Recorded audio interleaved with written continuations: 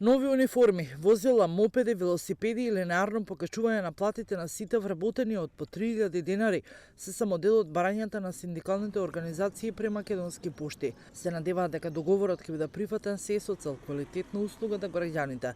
Вработените и од Валандово, Радовиш, Струмица, но и населените места денес се приклучија кон генералниот штрајк.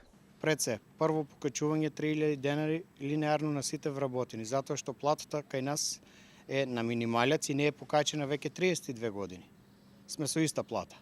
Потоа треба да се подобрат сите услови за работа, затоа што располагаме со веќе никакви услови немаме за работа, со минимални и испод минимални услови за работа. И штрајкот ќе продолжи се додека не се исполнат нашите барања. Долго време, долги години, може веќе 15 на години униформи не се набавени за поштарите. Сега тука се придодава, значи, и истрошеноста на самите објекти, истрошеноста на возилата, недостаток од мопеди, од велосипеди, кои законски ги следуваат, особено пошторазнесувачите кои се први на удар.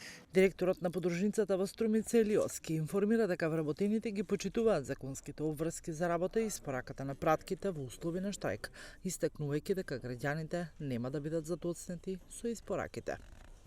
Мислам дека сето ова со заеднички договор, со преговарање, може да се реши и ќе се реши. Меѓутоа, ако бидеме сите реални и да не се лажеме меѓу себе.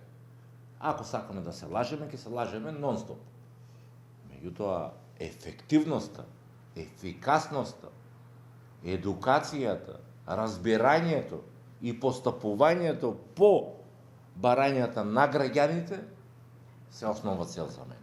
Попладнево пак од управниот одбор на пошта експресно им понудија на синдикалните организации од 1 јуни годинава линеарно да се зголемат за 3000 денари платите на 1700 вработени од оперативниот дел, поштари, шалтерски работници и други, а од 1 август покачувањето со тој износ да го добијат и административните службеници во ова акционерско друштво во државна сопственост.